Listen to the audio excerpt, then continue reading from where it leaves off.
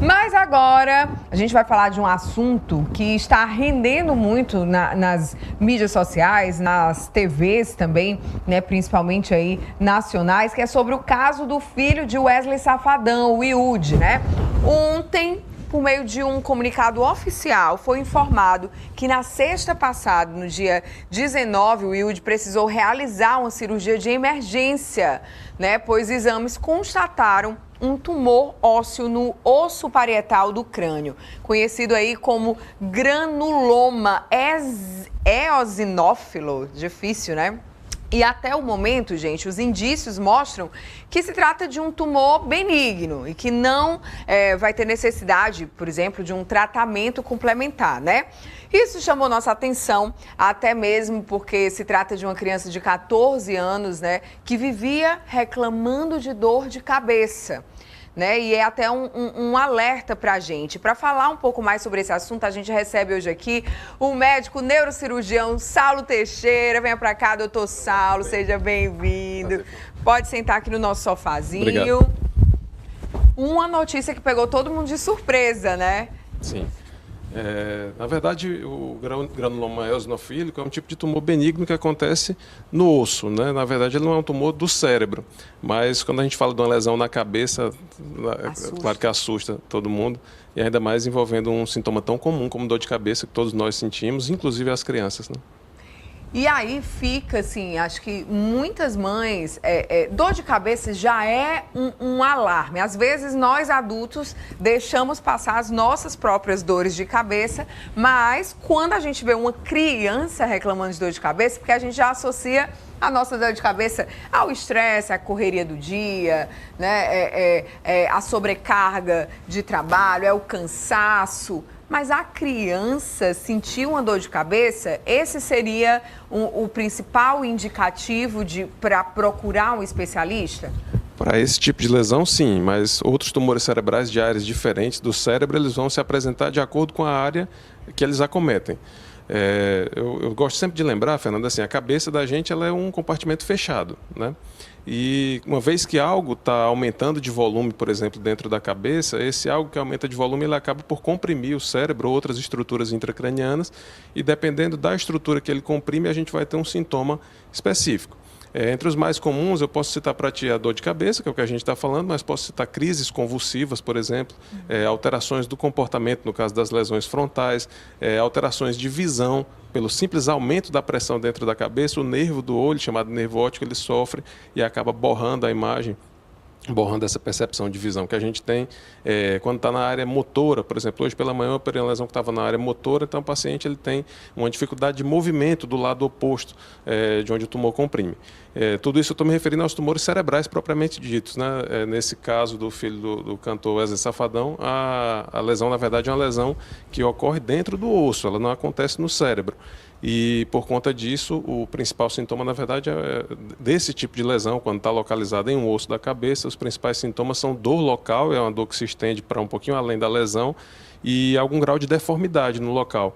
Então, muitas vezes é comum acontecer de a pessoa palpar uma elevação naquele local associada à dor, e que não é comum, diga-se de passagem, para outros tumores não é comum sentir nenhum tipo de abalamento no couro cabeludo, nada do tipo. Mas para outros tipos de tumores você não consegue sentir, porque é mais interno, é isso? Em geral não, porque o crânio, a gente não fica pensando sobre isso o tempo todo, eu não sei eu que vivo isso no dia a dia, mas o crânio, na verdade, é um osso que tem a tábua óssea do crânio, ela é espessa, ela tem de 0,8 centímetros até 1,2 centímetros, tem paciente que a gente já operou com quase 2 centímetros de espessura óssea. Sim. E isso faz com que as lesões que acontecem no compartimento intracraniano, ou seja, dentro da cabeça, raramente elas se estendem do osso do crânio para fora, né? Eu estou me permitindo falar do osso do crânio, mas na verdade a gente tem vários ossos, só na abóbada craniana a gente tem 7 ossos que compõem essa superfície do cérebro, que a gente chama essa superfície da cabeça que a gente chama de abóbada craniana.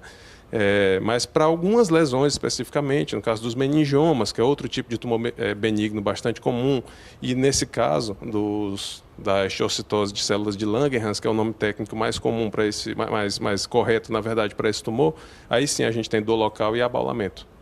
Olha só, e eu acho que fica tudo bem, ele tem 14 anos, né? Mas numa criança, geralmente, a mãe tem mais a coisa do lava, penteia o cabelo, né? Tem aquele contato, então já causa, né, um espanto ver, por exemplo, um caroço na cabeça, né? Isso é algo que realmente assusta qualquer pessoa, né? Você já pensa ali o pior nessa situação.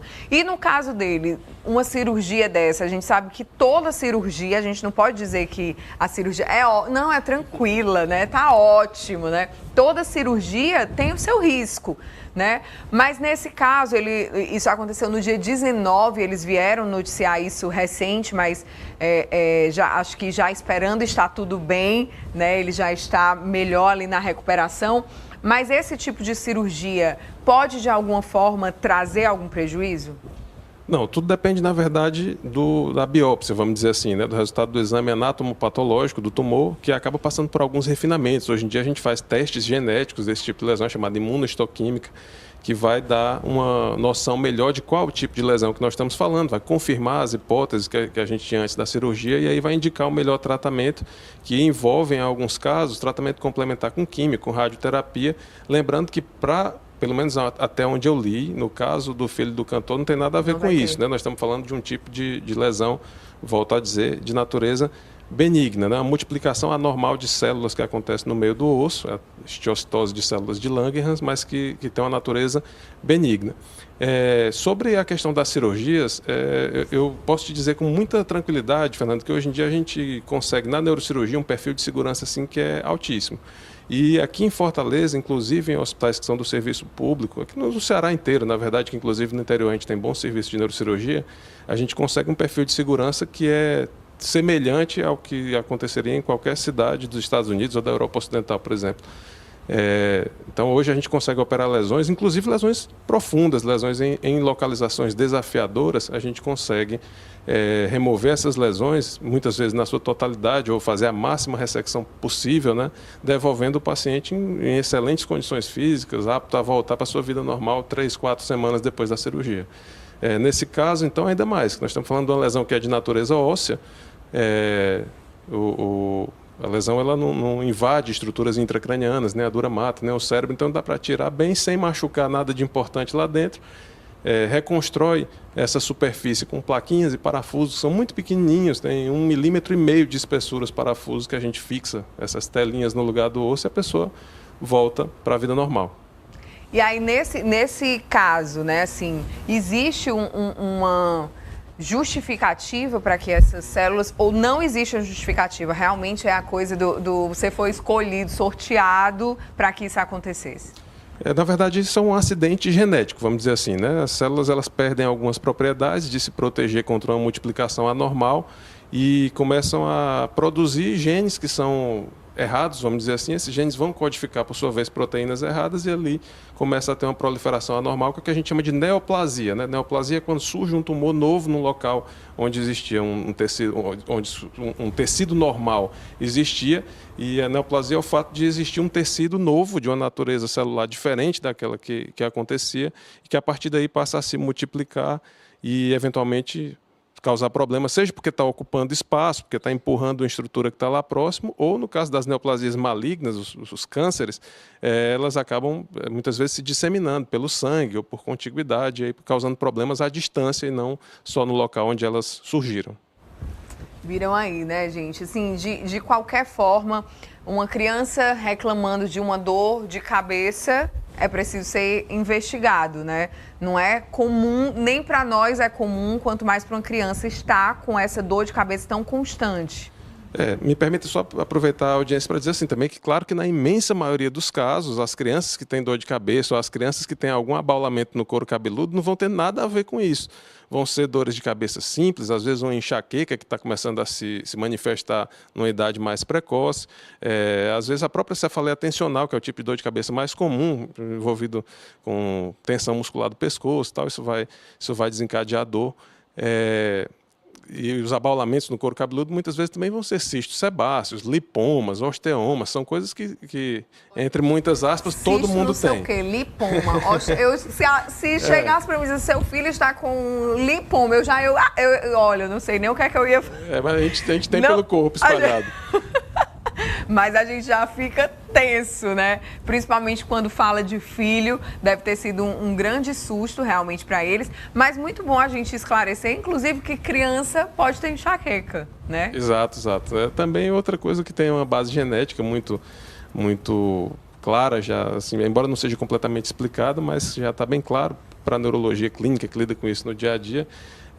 Por tabela, a gente que acaba dialogando muito sobre isso com os colegas neurologistas, tem uma base genética para enxaqueca que pode começar desde muito cedinho, embora não seja o comum, principalmente nas meninas, porque tem uma relação hormonal envolvida. Mas a dor de cabeça, em geral, não vai ser nada demais. Agora, se essa dor de cabeça tiver os chamados sinais de alarme, né, é uma dor de cabeça que até a semana passada ele não tinha, começou a ter de uma forma completamente diferente, ou então ela está relacionada com a perda de visão, com alteração de força ou sensibilidade pelo corpo, uma mudança no comportamento, sonolência, vômitos, aí isso aí sim merece a atenção médica e, claro que muitas vezes acaba terminando conosco na neurocirurgia, tendo que resolver uma lesão desse tipo. Vamos para a gente encerrar aqui, por exemplo, duas situações, né?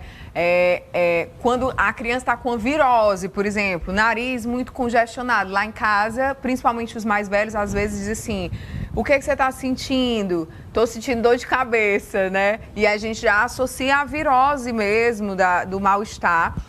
E já o pequenininho, quando sente muita raiva, que chora de raiva, logo em seguida ele já começa a dizer, ai, minha cabeça tá doendo.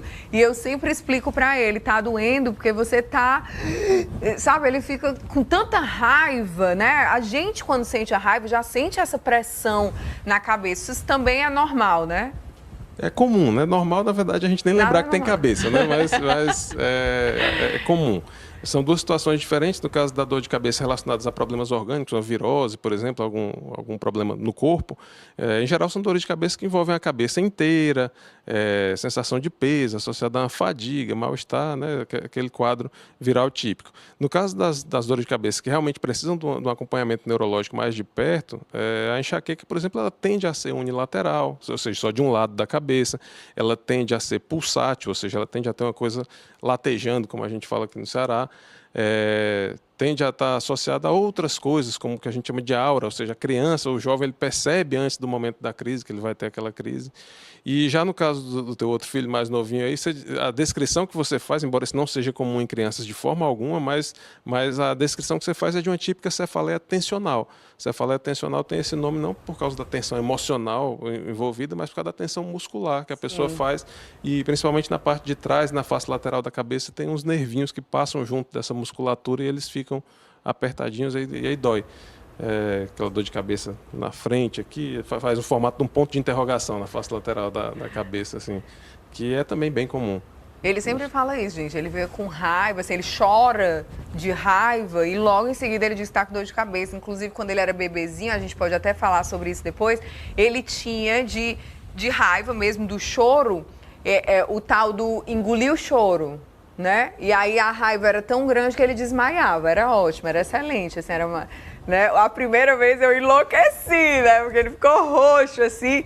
Ele tem isso desde muito novinho. Então, agora, já que ele não tem a coisa do desmaio, mas ele pressiona tanto do choro, da raiva, né? Que depois ele diz, minha cabeça tá doendo, né? E a gente tem que beber água, respira um pouquinho e aí ele vai relaxando. Ou seja, realmente a coisa da tensão, né, do momento ali, do calor da emoção. Quero agradecer o doutor mais uma vez, viu, doutor Saulo? Muito obrigada, viu? Prazer, sempre.